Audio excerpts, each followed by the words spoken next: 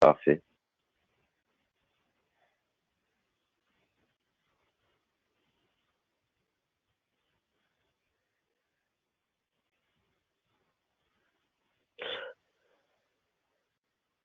Bonjour à tous et bienvenue. Quelques petites règles pour ce webinaire. Donc tous les participants sont mis automatiquement en mode sourdine. Vous pouvez poser des questions à l'aide du panel de questions-réponses qui est situé en bas de l'app GoToWebinar. Pareillement, hein, si vous avez des problèmes de son, vous n'arrivez pas à entendre forcément tous les interlocuteurs, n'hésitez pas à prévenir par le message chat. On va faire toute la présentation. À la fin de la présentation, il y a un temps qui est prévu pour faire les questions-réponses. Donc, vous pouvez poser vos questions dans le chat. On tentera de répondre à un maximum de questions. Si le temps est trop court, ne vous inquiétez pas, toutes les questions seront enregistrées et on pourra faire un mailing ensuite pour répondre aux questions auxquelles on n'aurait pas eu le temps de répondre. Tout le webinaire va être enregistré. Et donc, vous aurez de toute façon un lien qui vous permettra de revoir la session éventuellement ou de la partager avec des gens qui n'auraient pas pu être présents aujourd'hui. Et donc, je vous le redis, si vous avez des problèmes de connexion, utilisez le panel de questions-réponses qui est sur votre droite. On pourra effectivement intervenir sur ça. On va encore attendre quelques instants pour que les dernières personnes puissent se connecter. Et nous allons démarrer normalement autour de 14h35, donc d'ici environ 3 minutes.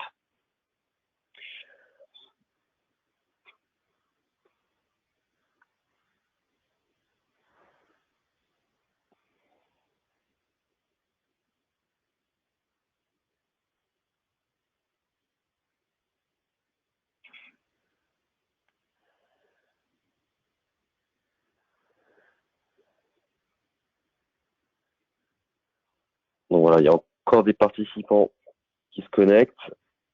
Donc pour les nouvelles personnes qui viennent d'arriver, je vous redonne juste le petit point logistique. Vous êtes mis automatiquement en sourdine. N'hésitez pas à poser vos questions si vous avez des problèmes de connexion actuellement, vous n'arrivez pas à entendre le son. Utilisez bien le chat qui se trouve en bas à droite normalement de votre écran. Vous pouvez communiquer avec les administrateurs de la session du webinaire. À la fin de la présentation, on aura une session de questions-réponses. Donc, n'hésitez pas à poser vos questions. On tentera d'y répondre au maximum pendant la session. S'il y a des questions auxquelles on n'a pas le temps de répondre, on les prendra en compte quand même. Elles sont toutes enregistrées. On vous fournira ensuite une réponse par mail. Et le webinaire, il est enregistré. Donc, si vous n'avez pas le temps de rester jusqu'au bout, ne vous inquiétez pas. On pourra vous envoyer un lien où vous pourrez revoir la session entièrement. Et si des personnes qui étaient avec vous, des collègues, n'ont pas pu être présentes à ce webinaire, vous pourrez leur fournir le lien pour qu'ils puissent se connecter et regarder à nouveau la session. Donc, on a encore des participants qui arrivent sur la session. On va commencer dans 2 petites minutes.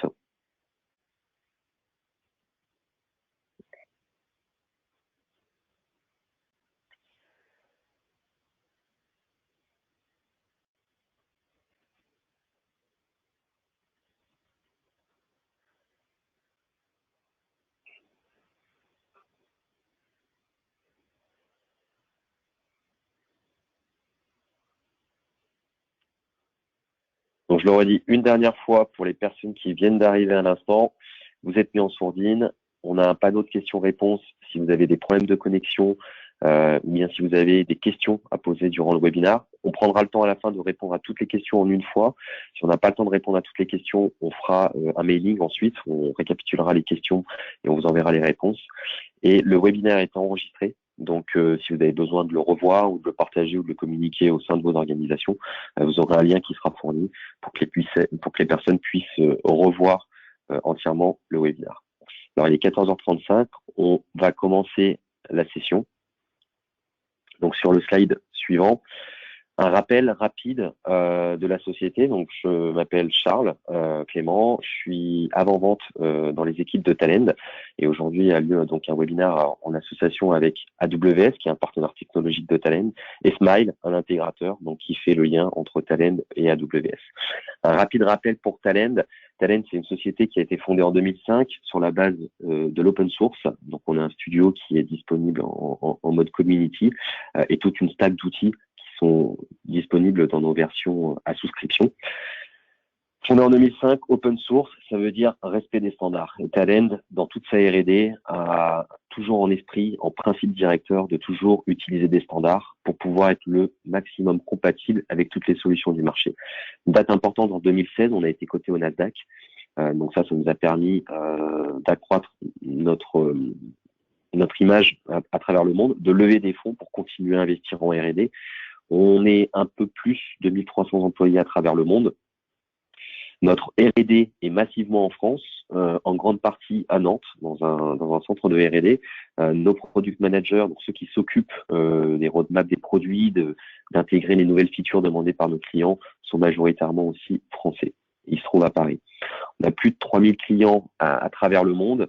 Et on est assez fiers d'être dans les cases leaders des Gartner et des Forrester, au même titre que des concurrents directs comme Informatica ou de mastodontes de l'informatique comme SAP ou comme IBM. Sur le slide suivant, je vais juste vous rappeler en fait le positionnement de la plateforme Talend. Donc sur la partie qui est à droite, on voit des trusted data, des insights, des choses qui sont utilisées tous les jours dans des tableaux de bord décisionnels, qui sont utilisées dans des fronts web, dans des applications mobiles. Ce sont des données qui ont été valorisées, mises en valeur. Pour faire ça, on est obligé de remonter dans toute la chaîne jusqu'à la partie gauche du slide, qui sont les raw data, donc qui sont vraiment les données brutes que l'on doit récupérer. Quand on récupère ces données brutes, on doit les passer par tout un tas d'étapes. Une étape de collecte, donc ça veut dire collecter des données qui viennent aussi bien d'AWS S3, qui viennent de bases de données Amazon Redshift ou Oracle ou SAP, qui peuvent venir d'outils IoT. C'est récupérer, quel que soit le format, quelle que soit la provenance, les datas. Être capable ensuite de les consolider, de les gouverner, de les mettre en qualité, de faire éventuellement aussi le data linéage de toutes les transformations qu'ont pu subir ces datas. Ensuite, de les transformer. Ça peut être des agrégations, ça peut être des contrôles d'intégrité, ça peut être des transformations complexes aussi de format, récupérer quelque chose qui est un format JSON et le remettre dans un format beaucoup plus structuré. Et la dernière étape, ça va être de partager. Tous ces modules-là sont dans une plateforme unifiée chez Talend et elles correspondent à des usages et à des personnes qui sont différentes. Donc, au sein d'une même plateforme unifiée, on va pouvoir répondre à des besoins très différents, soit de data engineers qui sont des personnes très techniques, soit de data scientists qui sont des personnes plus analystes, soit des data stewards qui sont plutôt des utilisateurs métiers, mais qui connaissent très bien les données. Donc, on a vraiment toute cette partie-là. Notre plateforme cloud, même si elle porte le titre cloud, en fait, elle est aussi très hybride dans le sens où on peut manager un grand nombre de choses par Talend. Donc, c'est ce qui va être présenté dans le cadre de ce webinaire. Mais on peut aussi exécuter des choses directement sur site du client. Ça, c'est vraiment les modes hybrides qui le permettent. Et donc, en fait, avec notre plateforme cloud, on peut être multi-cloud, c'est-à-dire avoir des choses qui soient dans AWS ou dans d'autres cloud providers. On peut avoir des choses qui sont hybrides, des datas qui sont on-premise qu'il faut amener dans le cloud. Et on peut avoir parfois des clients qui sont entièrement on-premise dans un premier temps et qui ensuite vont faire leur transition vers certains usages dans le cloud. Sur le slide suivant, je vais laisser la parole du coup à notre autre partenaire, AWS, pour qu'il puisse se présenter. Donc bonjour à tous, Patrick Madec, architecte solution chez AWS. Suite à la présentation de Charles, je vais maintenant vous expliquer en fait de quoi est composé un data lake sur AWS. Donc tout d'abord, avant de démarrer, il faut savoir que d'après The Economist en 2017, la ressource sur Terre qui a le plus de valeur, ce n'est plus le pétrole, mais c'est plutôt la data. Et tout ça s'est rendu possible car les devices, donc les objets connectés, les applications et les systèmes génèrent de plus en plus de données. Et grâce au cloud, finalement, on arrive à des coûts de stockage qui sont vraiment en baisse. Par exemple, si vous êtes sur la région Paris, sur la région AWS à Paris, pour stocker 1 gigaoctet de données, ça coûte environ 2 centimes d'euros par mois. Donc ça permet vraiment de stocker toute la donnée, de ne plus se poser la question de savoir quelle donnée je vais stocker, mais de stocker toute la donnée pour ensuite pouvoir l'analyser.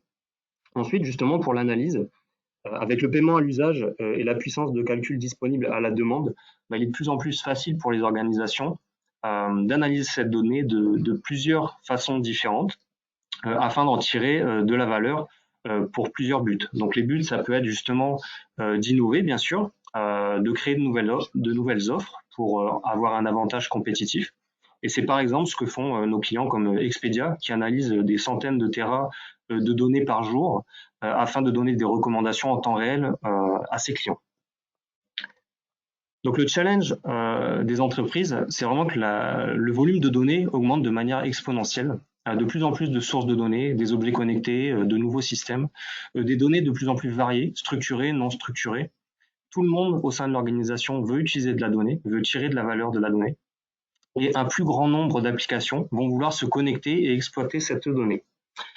Du coup, les approches traditionnelles, telles que la donnée silotée, ça ne permet plus de répondre aux besoins finalement. On ne peut pas avoir accès à toute la donnée d'une manière uniforme. Donc il faut avoir une nouvelle approche, et la nouvelle approche, c'est le data lake. Et du coup, le data lake, ça répond vraiment à un besoin client d'avoir un data store unique, de pouvoir stocker les données de manière sécurisée, et de pouvoir ensuite avoir toute une stack analytics autour du data lake afin d'analyser les données. Donc sur AWS, la pierre angulaire du data lake, c'est vraiment Amazon S3. Alors pourquoi ça? C'est l'endroit vraiment où on va stocker les objets, des objets de 0 octet à 5 téraoctets, et on va les stocker dans le format qui est disponible, c'est-à-dire qu'on n'a pas besoin de convertir la donnée avant de la stocker. On va aller stocker les objets, tous les objets, dans Amazon S3, et c'est un espace de stockage qui est virtuellement illimité. On peut aller jusqu'à des hexaoctets de données sur S3. Ensuite, c'est un environnement, c'est un stockage qui est sécurisé, parce que vous allez pouvoir sécuriser les accès, mais aussi et surtout sécuriser la donnée en transit, puisque les communications sont chiffrées, et ensuite sécuriser la donnée à reste, puisqu'on a un chiffrement natif sur Amazon S3. Vous avez aussi un chiffrement qui est rendu possible grâce au service Key Management Service, KMS, qui vous permet d'utiliser des clés managées sur AWS, mais vous pouvez également utiliser vos propres clés pour chiffrer les données qui sont stockées dans S3. Ensuite, on dit que c'est un service qui est auditable également, c'est-à-dire que tous les accès vont être enregistrés grâce à un service qui s'appelle CloudTrail, et donc tous les accès, on va savoir qui, comment et quand la donnée et quelle donnée a été accédée. Donc ça permet d'auditer vraiment l'usage qui est fait de la donnée. Ensuite, contrairement aux autres solutions de stockage, on a vraiment un contrôle d'accès au niveau objet, c'est-à-dire que je peux définir par objet qui a droit d'accéder à cette donnée et quelles sont les actions qui sont possibles par rapport à cet objet. Une lecture, une modification. Donc je peux définir ça au niveau objet. Sur les autres solutions du marché, généralement, ces droits-là sont définis au niveau du compartiment de données, mais pas au niveau de chacun des objets du compartiment. Ensuite, en termes de performance, avec S3, on va pouvoir, par exemple, récupérer un sous-ensemble de données. Donc ne pas récupérer l'ensemble d'un fichier, mais récupérer vraiment un sous-ensemble afin d'avoir de meilleures performances sur les applications qui se connectent à la donnée.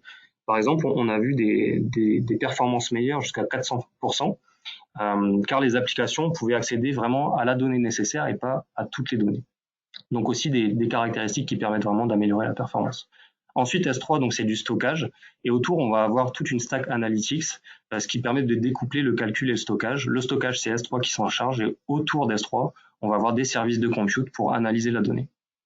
Ensuite, d'un point de vue du coût, on va avoir différentes classes de stockage standard, mais aussi de l'archivage ou alors une classe de stockage infrequent access qui permet d'économiser par rapport au stockage de la donnée.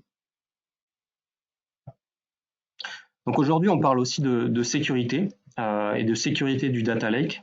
Et sur AWS, vous avez tout un ensemble de services qui permettent de sécuriser la donnée. On a par exemple Amazon Macy, que vous voyez en bas à gauche de l'écran, qui utilise l'intelligence artificielle afin de pouvoir découvrir, classer et protéger les données sensibles afin que vous puissiez mettre en place les bonnes pratiques de sécurité par rapport à la sensibilité de la donnée.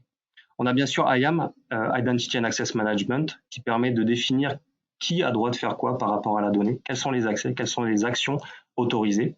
Ensuite, Key Management Service, dont j'ai déjà parlé, qui permet de gérer le chiffrement des données et de fournir des clés managées. Et ensuite, on a CloudTrail, justement, par rapport à l'auditabilité. Mais tous ces services sont disponibles sur la plateforme pour aider à sécuriser le data lake. Donc, autour de ce data lake, on va retrouver des outils d'analytics. Aujourd'hui, dans le cadre de ce webinaire, vous allez avoir une démonstration qui a été construite par Smile, qui va utiliser certains services, dont Redshift, par exemple, qui est le data warehouse. C'est un data warehouse qui permet de stocker de la donnée et d'avoir de bonnes performances. Donc, c'est un outil de BI. Et on va avoir un coût vraiment diminué sur Redshift, puisque pour un an et pour stocker 1 Tera de données sur un an dans Redshift, ça coûte $1000. Donc c'est vraiment 10% du prix qu'on paye sur d'autres solutions de data warehouse sur le marché. Ensuite, on a des solutions comme EMR pour tout ce qui est Spark et Hadoop, Athena pour des requêtes SQL interactives sur des fichiers plats, et Elasticsearch Managé. Et au-dessus de ça, on va retrouver toute une stack où on retrouve des outils aussi de machine learning tels que SageMaker pour pouvoir entraîner un modèle et le déployer en production par rapport aux données stockées dans le data lake. Mais aujourd'hui, on va se concentrer sur 4 services finalement: Redshift, S3, Athena et QuickSight.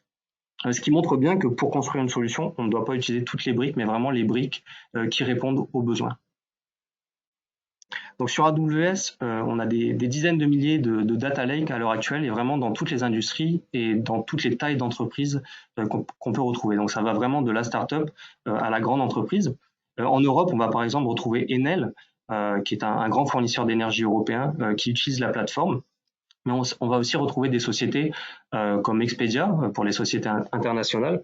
Et plus particulièrement en France, on va retrouver des sociétés comme Euronext qui stockent 400 milliards d'enregistrements dans Redshift actuellement, et qui a pu améliorer finalement la durée de traitement des opérations financières qui prenaient 6 heures auparavant, et maintenant ils sont capables d'analyser les données financières en temps réel grâce à Redshift.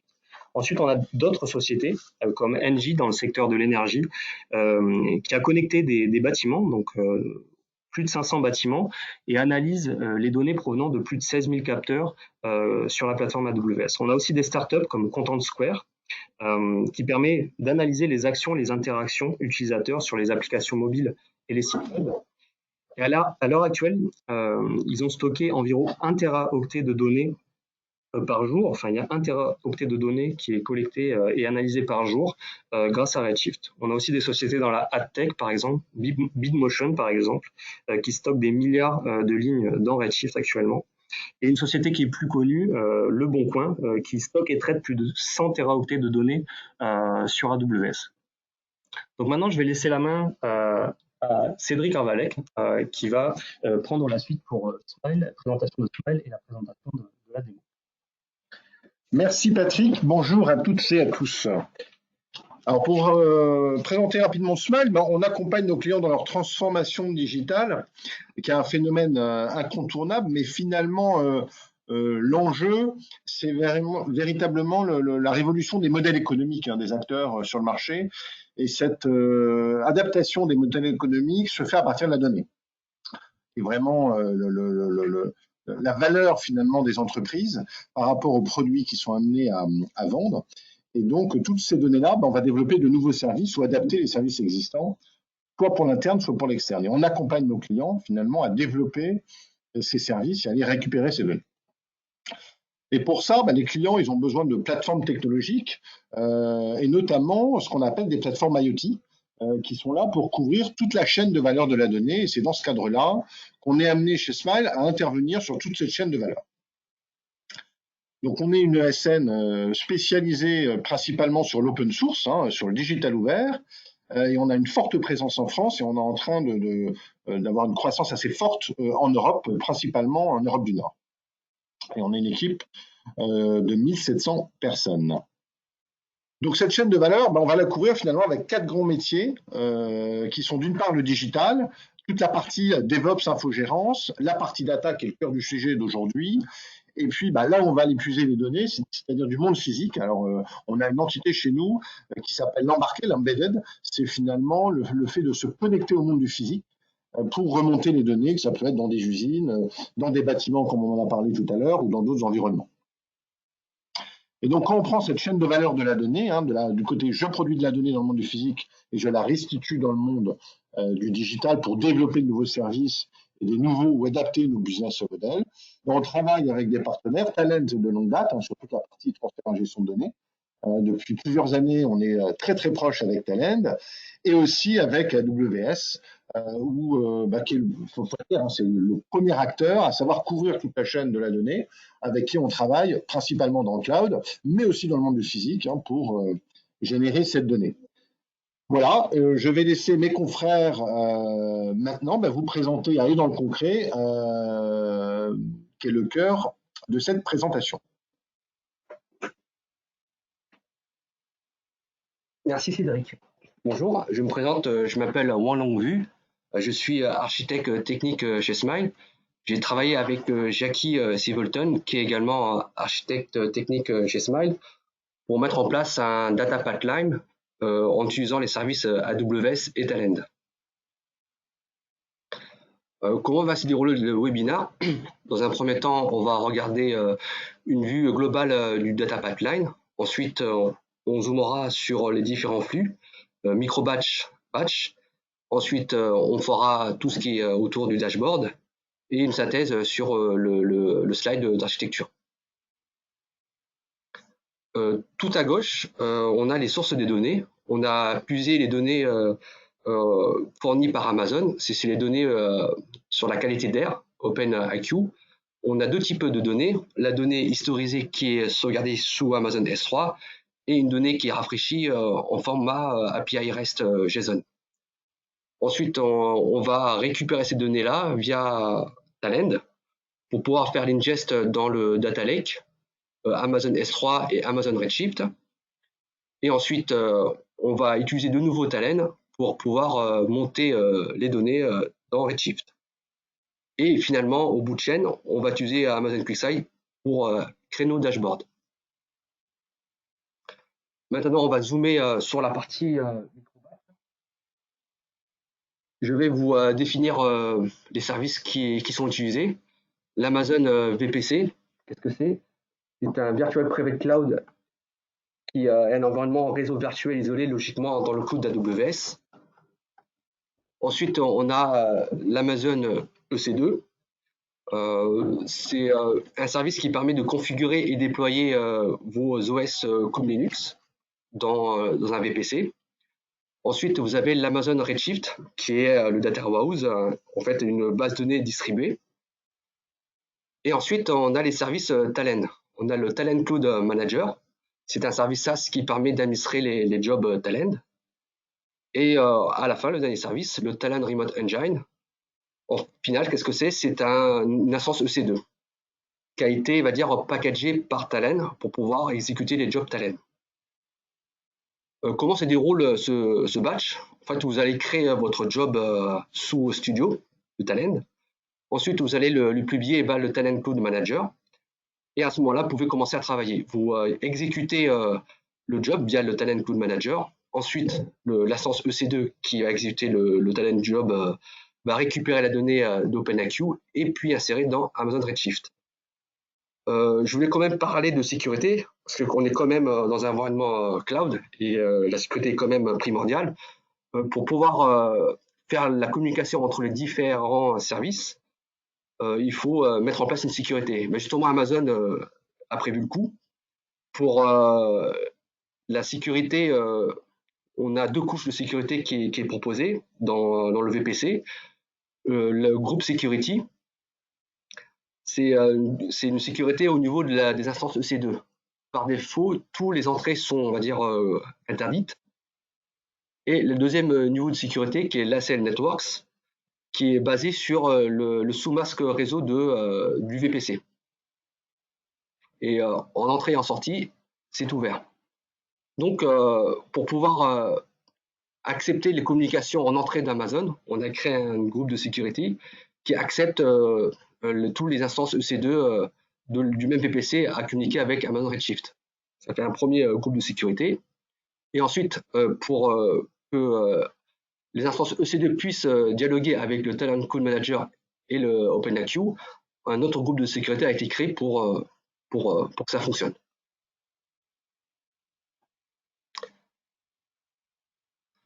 Maintenant, on va voir la partie analyse. Ici, on reprend les mêmes services. Le seule différence qu'on a ici, c'est on a un nouveau job qui va récupérer les données qu'on a précédemment insérées dans Redshift. Via des instructions SQL, on va faire des selects et ensuite créer une vue data mart avec d'autres instructions SQL. Voilà, maintenant on va voir la partie batch. Ici, on voit apparaître deux nouveaux services, l'Amazon S3 et le Talend Remote Engine Pipeline. L'Amazon S3, on l'a présenté précédemment. Donc, je vais vous parler maintenant de Talend Remote Engine Pipeline. Il est quasiment identique au Talend Remote Engine. En fait, la différence, c'est au niveau de la création du job. Précédemment, avec le Talend Remote Engine, ça a été créé sous Studio. Par contre, maintenant, avec le Remote Engine Pipeline, c'est créé directement dans le Talend Cloud Manager. Qu'est-ce qui se passe dans ce flux? On va créer un job Talend avec le Talend Remote Engine, récupérer de la donnée historisée dans une autre région qui se trouve aux US. Ensuite, on va l'insérer dans notre zone VPC en Europe. Pourquoi on fait ça? C'est pour pouvoir faire du edge computing et éviter des gros lags pour la suite.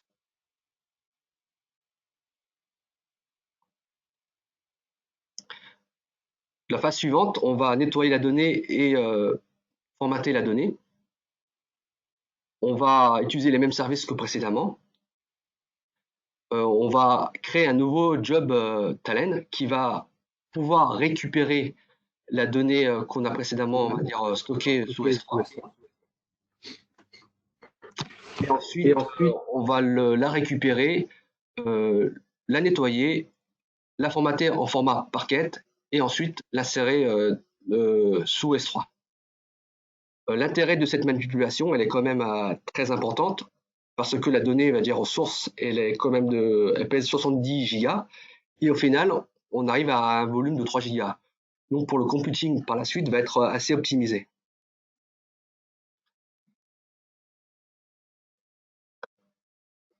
Et avant d'aller à la suite, je veux quand même introduire la partie sécurité.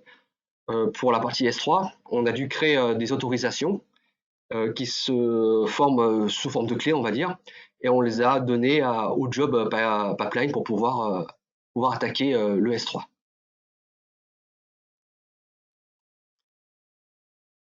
Ensuite, dans la partie analyse, on a un nouveau service qui est introduit, c'est l'Amazon Redshift Spectrum. Qu'est-ce que c'est? En fait, il permet de créer des tables externes depuis des fichiers S3. C'est un gros avantage car vous pouvez faire des requêtes SQL directement via Amazon Redshift sans avoir le besoin d'insérer les données S3 dans Redshift. Donc c'est quand même assez important d'avoir ça en tête parce qu'il faut savoir que si vous avez des terras de données, c'est beaucoup plus économique de les laisser sous S3 que de la gérer dans Redshift.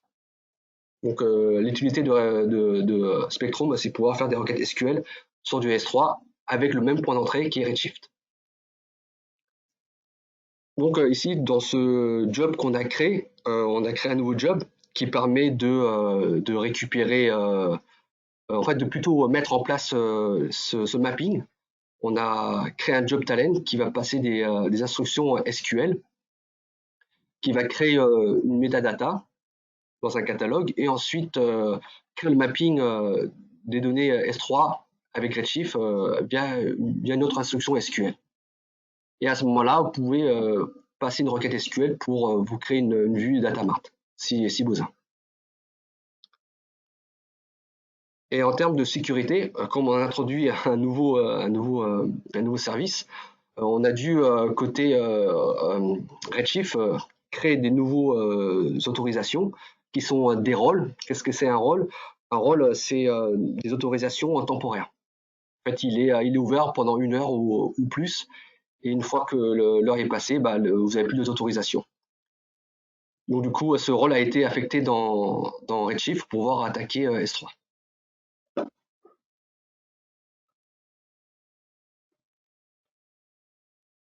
Je laisse à Jackie faire une démo.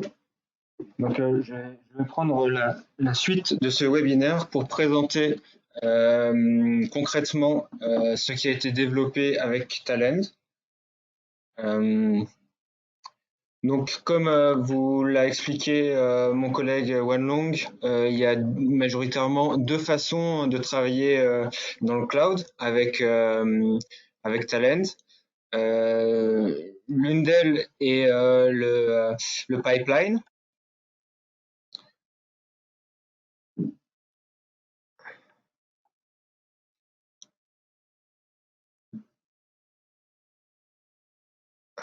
Donc c'est un studio un peu simplifié qui est dans le navigateur, qui permet de designer donc des connexions. Tout d'abord à S3 ou à Redshift, qui vont être les points d'entrée et de sortie des pipelines. Ensuite, des datasets, qui vont être les dossiers, les buckets S3, ou alors les tables Redshift. Si je clique par exemple sur un des datasets, on va avoir un aperçu assez rapidement de l'intérieur de ce bucket.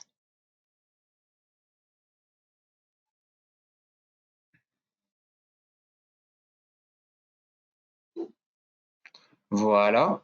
Donc, on peut voir une qualité de données avec une petite barre rouge en haut de la colonne qui montre les valeurs marginales. Donc, c'est assez intéressant pour analyser les données.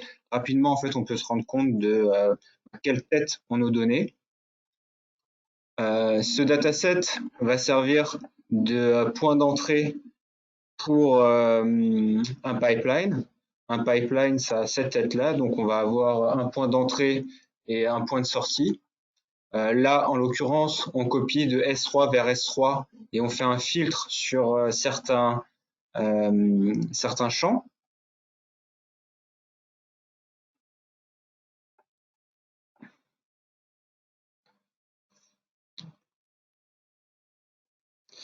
Voilà.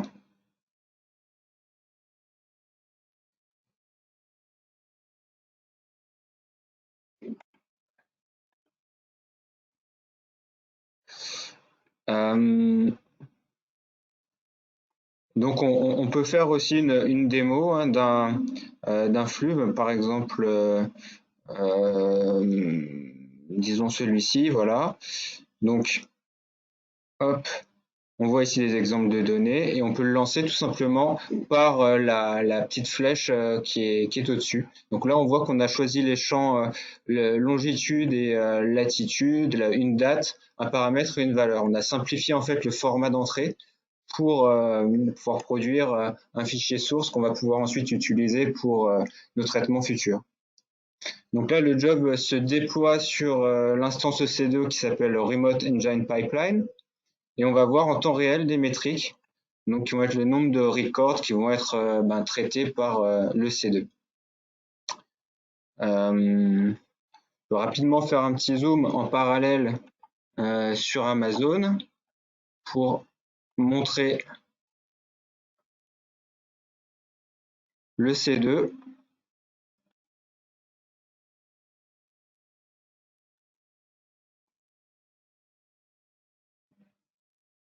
Qui se charge de faire le traitement.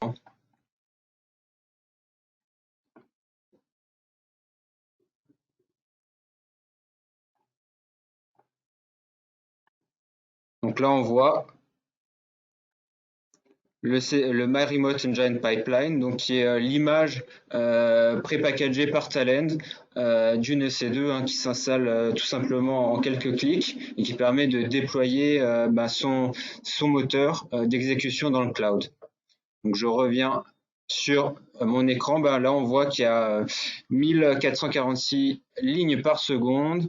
Voilà, c'est un volume assez faible parce que c'était une donnée de test, il y avait 4 mégas, mais on a réussi à processer aussi 80 gigas sur un autre pipeline qui est celui-là.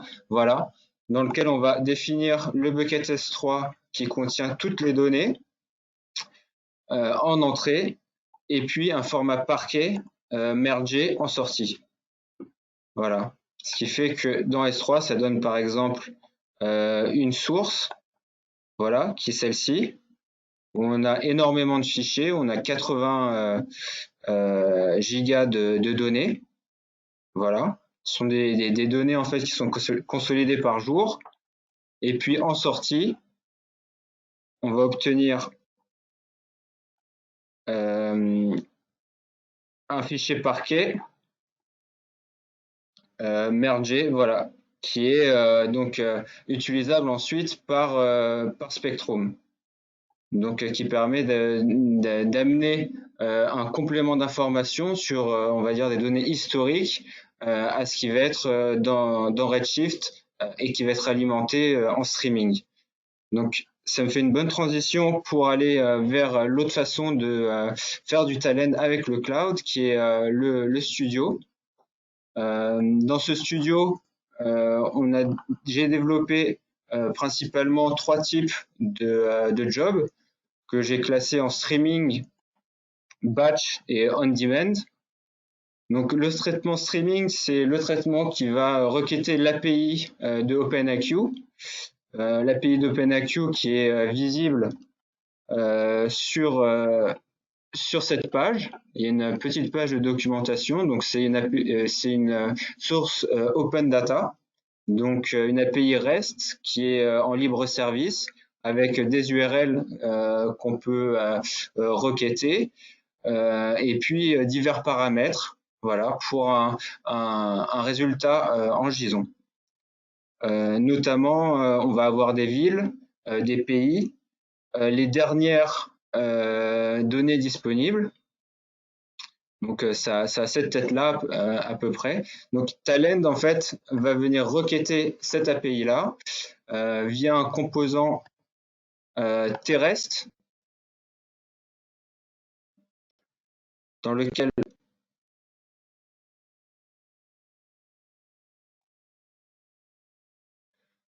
on va préciser l'URL d'OpenAQ. Voilà. Et puis également un paramètre pour dire que là on veut 10 000 valeurs. Donc ce traitement-là en streaming va produire une réponse JSON du type qu'on a pu voir dans la documentation. Elle va être décryptée grâce au composant TXML-map. Donc là, on définit la structure à décoder et puis c'est mis comme ça dans ce schéma avec une notation pour parcourir l'arborescence. Enfin, on va stocker ces données dans 2 tables, une table qu'on va appeler latest et une table qui va s'appeler latest histo. La table latest est en annule remplace, ça va être la dernière version en fait des données, donc 10 000 dernières mesures disponibles chez OpenAQ. Et la table histo permet d'empiler en fait tous les appels. On peut voir encore en retournant dans le portail Talend qui a eu par exemple plus de 300 exécutions.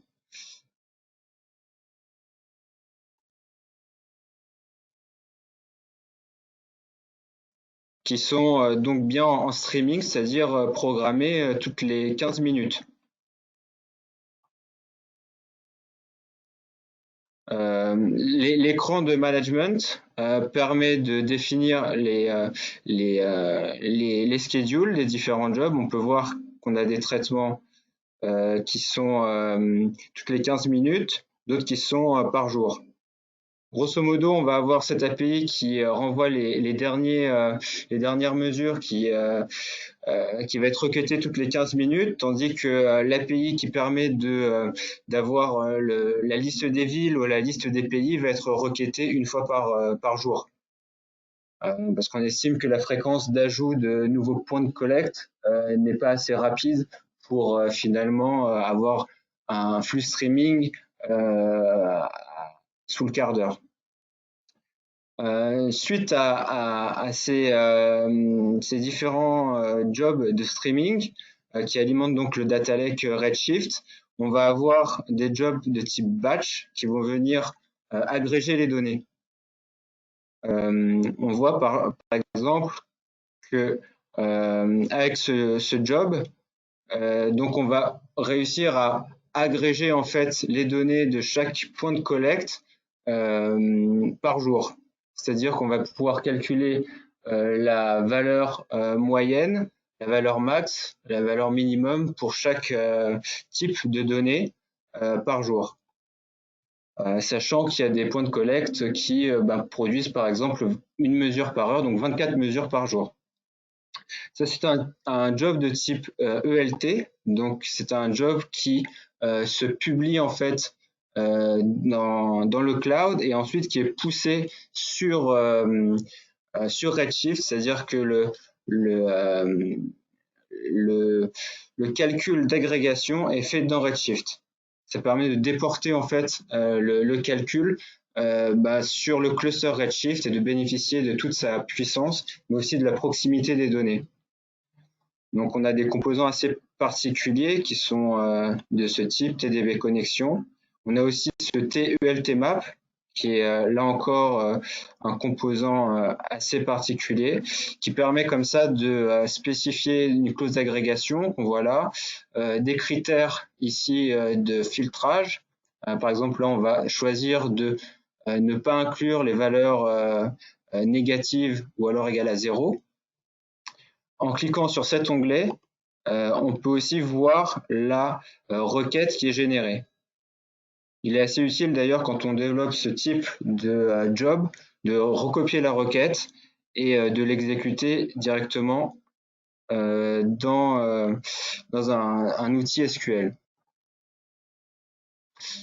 Par exemple ici, si je fais exécuter, on devrait avoir voilà, le résultat qui permet de valider la requête. Mon job, une fois qu'il est designé, hop, je peux le publier dans le cloud en faisant un clic droit et en faisant Publish to Cloud. En suivant les quelques étapes suivantes, il apparaît dans mon portail hop, sous forme d'artefact. Donc là, on peut voir l'ensemble en fait des jobs qui ont été développés dans le cadre de ce webinaire. Si on clique sur un des jobs, on peut voir un screenshot du job, donc voir un petit peu ce qu'on peut voir dans le studio finalement pour comprendre en fait ce que fait le job. En cliquant sur ce bouton, on peut également voir les tâches qui sont liées à ce job.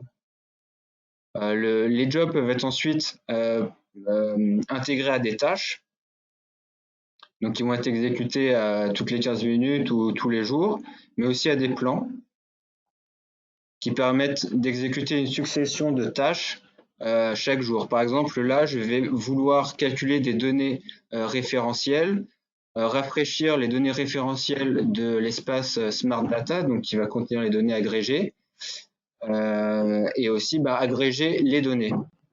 Donc ça va être exécuté chaque jour. Là, on voit toutes les exécutions, toutes les dernières exécutions. Lorsqu'on clique sur une tâche, bien sûr, on peut accéder au log, donc de manière assez précise, pouvoir faire du monitoring, de la supervision. Donc le Talend Cloud Manager est une version SaaS de ce que vous connaîtrez peut-être sous le nom de TAC, Talend Administration Console, qui est la version on-premise. Ce qui me fait aussi une transition vers le dernier type de job. Donc là, qu'est-ce que c'est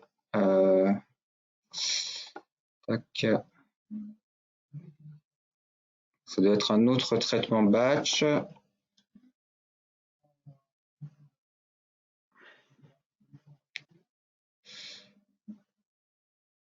Donc le dernier type de job que je souhaite présenter est un job on demand, donc que j'aurais classé en fait dans ce dossier-là. C'est un job en fait qui est pilotable, c'est-à-dire que j'ai créé dans le Redshift une table que je vais appeler Meta.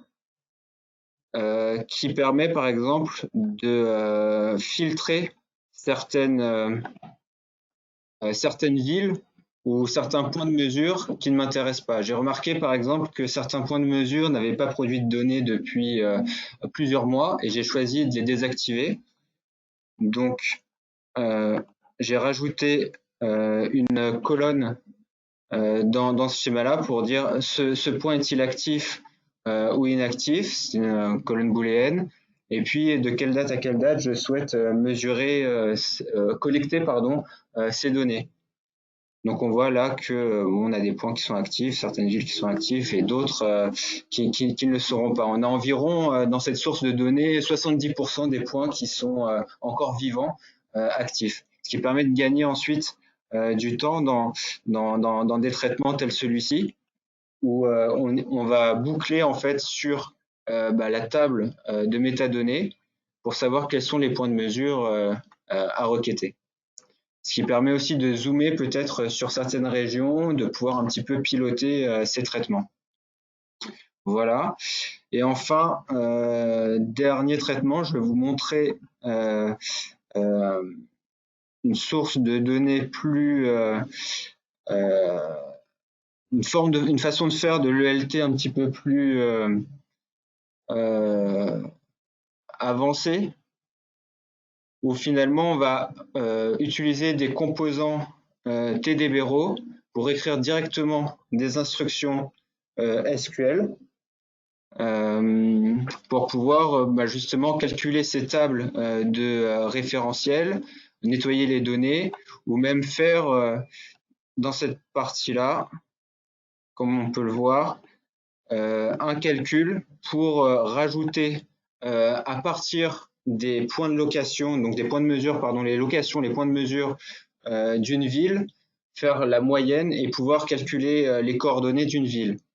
Cela permet ensuite d'afficher les données dans un outil de restitution.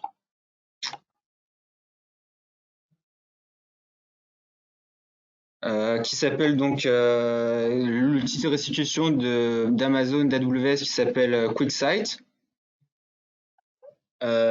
Qui donc va se sourcer sur Redshift pour produire différentes données. Je vais donc là repasser la main à mon collègue Wanlong qui va vous présenter ces différents dashboards.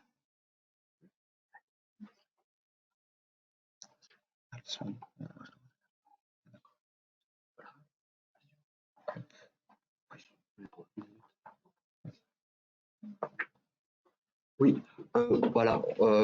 Jackie vous a présenté QuickSight et moi je vais vous montrer en fait la partie mise en place sur AWS. Côté sécurité, ce qu'on a dû faire pour pouvoir faire son fonctionnement. Sur la partie Redshift, on a dû créer un groupe de security qui permet d'accepter toutes les entrées d'Amazon QuickSight. Et ensuite, côté Amazon QuickSight, créer une autorisation pour que les données Amazon Redshift puissent être envoyées dans Amazon QuickSight. Voilà, c'est juste pour en faire une petite parenthèse pour vous indiquer qu'il y a toujours la partie sécurité qui est présente et qui est important quand même de le signaler. Je relaisse la main à Jackie pour vous montrer les différents dashboards qu'on a pu créer.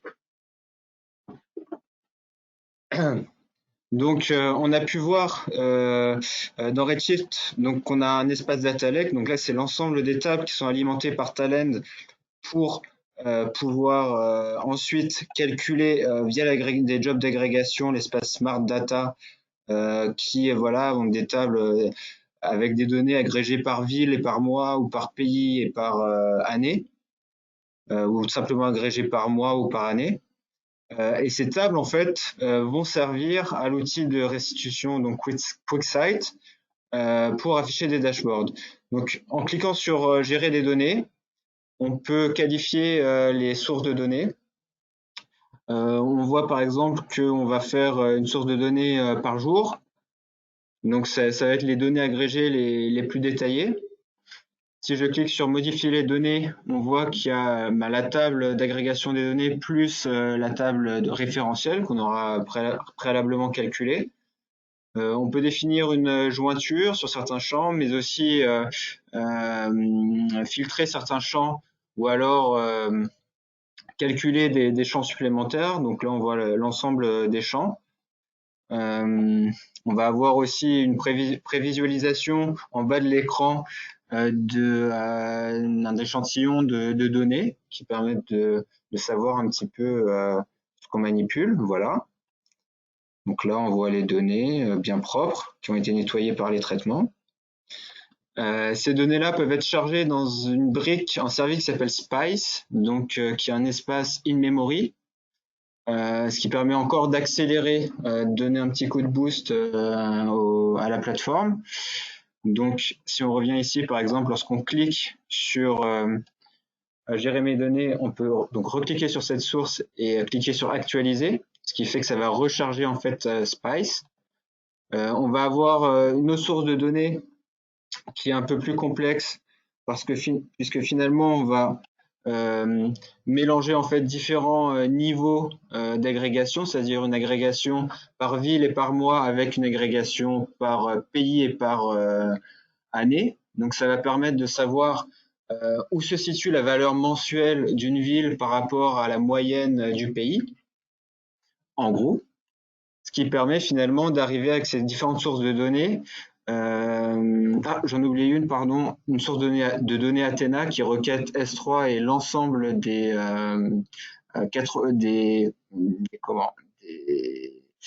données dans S3, pardon. Donc, ce qui permet d'avoir ces dashboards. Un dashboard comme celui-ci, par exemple, qui est une carte.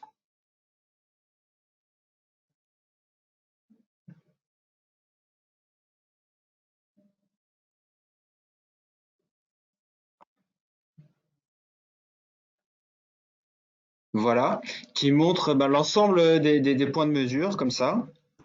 Donc, on voit qu'il y en a énormément. On peut zoomer vers Paris, par exemple.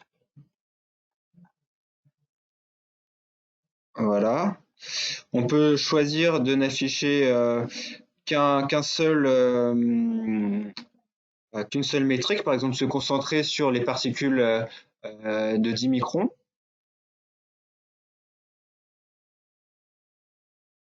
Ça va recalculer dynamiquement la carte, nous permettre ensuite, en dézoomant, de voir des points qui vont être un petit peu plus gros que d'autres. Là, par exemple, il y a un point qui est assez flagrant, qui a une valeur de 5000, alors que la plupart des points ont une valeur de 38, 15, soit en dessous de 50, soit en dessous des valeurs recommandées par l'OMS. Pour les particules fines, j'avais noté, donc c'était 25 microgrammes, voilà, par mètre cube. En fait, il s'agit là, bien évidemment, d'une valeur à la marge. Hein. Il n'y a pas eu de pollution exceptionnelle sur Istanbul. Mais ce sont des valeurs, peut-être des erreurs qui seraient à traiter dans les traitements d'alimentation. C'est-à-dire qu'on pourrait gérer des rejets, gérer des filtres, gérer des seuils aussi pour écarter certaines valeurs qui viennent polluer, hein, c'est bien le cas de le dire, nos données. Un autre onglet permet de rentrer un petit peu plus dans le détail des valeurs. Donc là, on voit un classement par pays avec une valeur max, min, moyenne, et puis donc la fameuse valeur du pays. On peut changer différents champs à ce niveau-là. On peut zoomer aussi sur une autre partie ici pour connaître les valeurs extrêmes en fait ou alors moyennes pour chaque type de paramètre. Donc rapidement, par exemple, si on zoome par exemple sur l'Australie, se concentrer uniquement sur l'Australie, on peut voir que voilà, on a ce type de valeur. Je vais passer à un autre dashboard très rapidement. C'est bientôt la fin du webinaire, me fait-on remarquer, mais on avait commencé avec 5 minutes, donc on a encore un petit peu de temps. Un autre graphique, par exemple celui-ci. Donc là, on peut voir finalement une autre représentation avec là encore une valeur moyenne qui va être représentée par la courbe, mais aussi des valeurs un peu plus dans le détail au niveau ville. On voit qu'en changeant le type de champ, on peut rapidement là agréger au niveau pays. Voilà. Bon, là, il y a un filtre visiblement sur l'Australie, je l'enlève. Donc, on voit plusieurs pays comme ça. Si on zoome aussi sur un type de mesure, le graphique se met à jour. Et puis, on peut même zoomer sur une ville finalement. C'est-à-dire que si je clique sur une ville, voilà, on peut arriver à un affichage assez précis de ce type-là. Donc là, on voit la ville Cannes River, mais on peut aussi choisir de changer encore de critères d'affichage et avoir un affichage voilà, par date. Donc assez rapidement, finalement, on peut avoir la main comme ça sur nos données, les visualiser, les explorer. Créer des tableaux de bord assez évolués avec toutes sortes de filtres et de boutons qui permettent de naviguer dans les données. C'est un outil très puissant. Bon, ce n'a pas été ce que nous avons le plus développé lors de ce webinaire, mais néanmoins, cela permet déjà d'avoir un petit aperçu des possibilités de visualisation, hein, de data viz que nous offre AWS.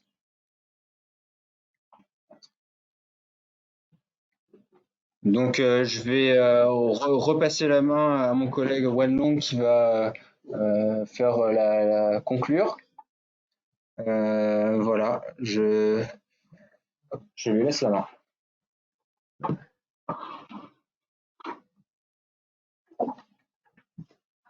Oui. Avant de passer à la conclusion, on va faire un rapide synthèse de ce qu'on a vu précédemment, remettre, on va dire, les composantes à leur responsabilité. Voilà. En fait, en commençant par les services Amazon, on a le VPC, c'est le Virtual Private Cloud. C'est une zone réseau virtuel isolée logiquement qui vous est dédiée dans la AWS infrastructure. Ensuite, vous avez la donnée, la composante Data Lake qui est S3. Et ensuite, vous avez la composante Amazon Redshift qui est le Data Warehouse. Et vous avez aussi un service qui permet de pouvoir faire vos tables externes Amazon Redshift Spectrum. Comme ça, vous pouvez requêter depuis Redshift vos données S3 sans avoir le besoin de l'intégrer dans Amazon Redshift. Et pour la partie, on va dire, Talend, où vous allez avoir deux instances EC2 différentes, une instance Remote Engine et une instance Remote Engine Pipeline. Et le service Talend Cloud Manager qui permet d'administrer ces jobs-là. Et pour terminer, vous avez l'Amazon QuickSight que Jackie vous a montré, qui permet de créer diverses dashboards. En conclusion, on peut se mettre en tête que ce type d'architecture est générique. Il est possible de pouvoir reprendre la même architecture pour des use cases type médical, industriel ou retail sans aucun problème. Et de plus, cette architecture, on va dire, est une porte ouverte vers d'autres possibilités. Par exemple, si vous voulez faire du data science, c'est possible car on a la brique Data Lake. Donc, il vous faudra une stack pour pouvoir le mettre en place. Et Amazon propose SageMaker pour pouvoir faire du data science. Et ensuite, il y a aussi une autre ouverture possible. Si vous voulez exposer la donnée sur Redshift, c'est aussi également, on va dire, faisable. Vous pouvez utiliser soit les services d'Amazon et ou Talend pour sa mise en place. Maintenant, on va passer aux questions-réponses.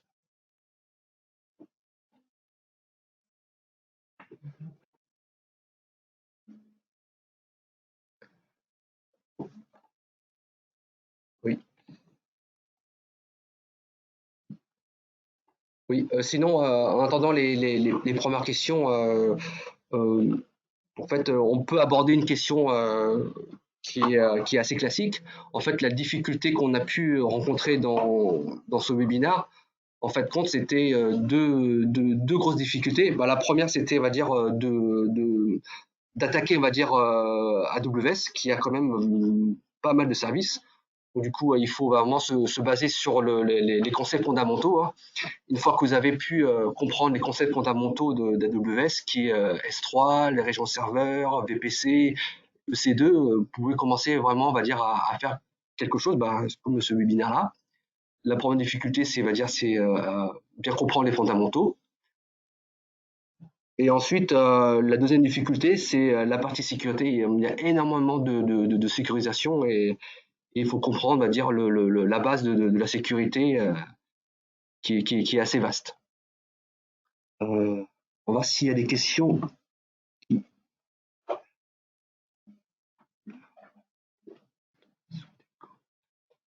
Une question. Bonjour, est-ce qu'il y a des références d'opérateurs telco? Oui, par exemple, on a des références comme Vodafone, qui utilise la plateforme AWS.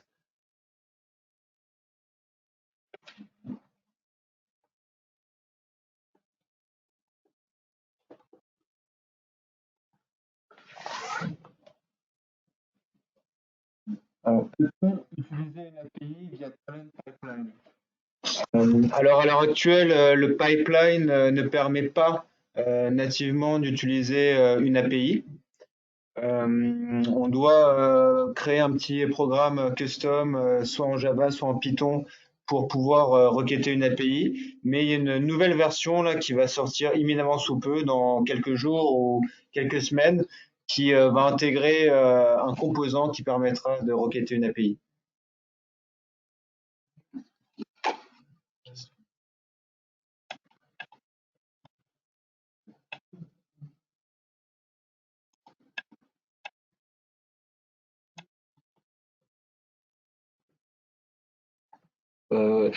Y aura-t-il une publication de la presse? Oui.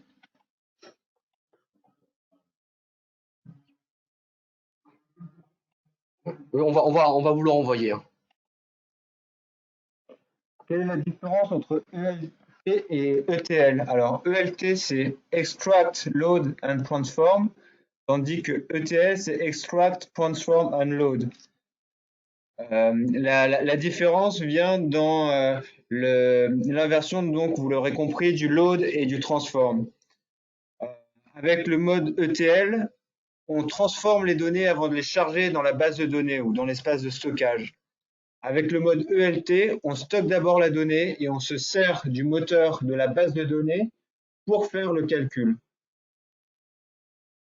Alors, il y a une question l'utilisation de Talend par rapport à l'utilisation d'AWS Glue. Donc, AWS Glue, qui est un service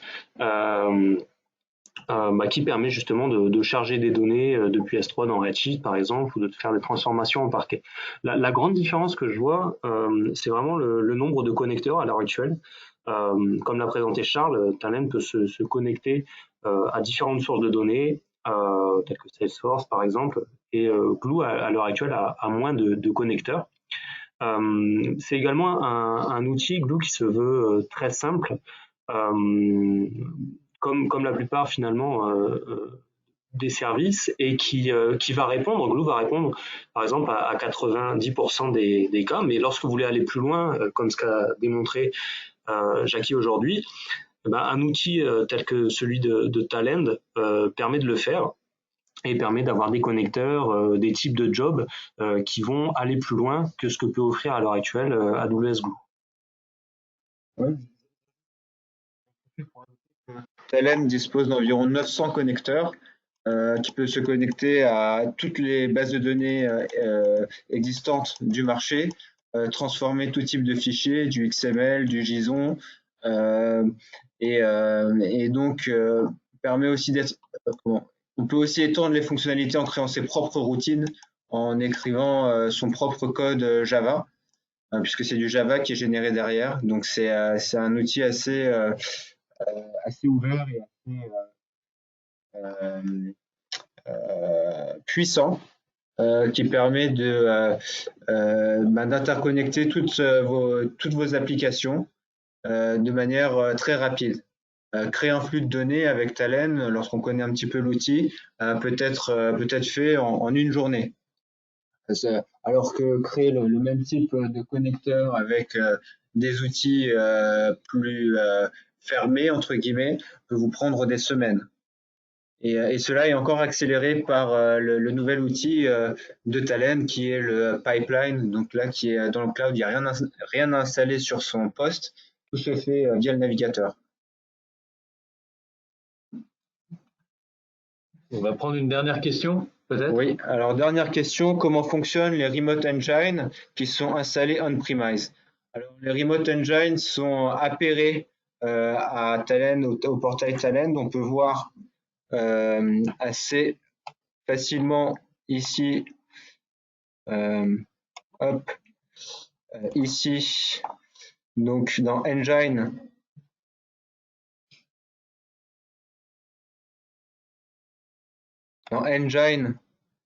comment créer son serveur, son Remote Engine. Donc on clique sur Add, on définit le Remote Engine, son nom, et puis il y a une clé d'appairage qui est créée, et c'est cette clé qui doit être renseignée lorsque on installe son Remote Engine.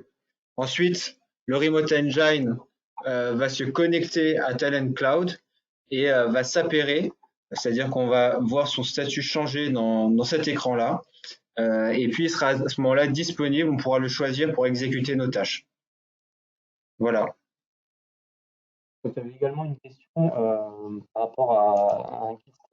par rapport à cette démonstration. Donc on a pensé peut-être à travailler sur un post de blog qui viendra dans le futur. Donc stay tuned et pour la suite, voilà. Donc merci à tous pour avoir participé à ce webinaire. Merci à Smile pour la démonstration de ce use case. Et donc la présentation sera envoyée par mail par la suite. Et on vous souhaite une très bonne fin d'après-midi. À bientôt. Merci, au revoir. Merci, au revoir.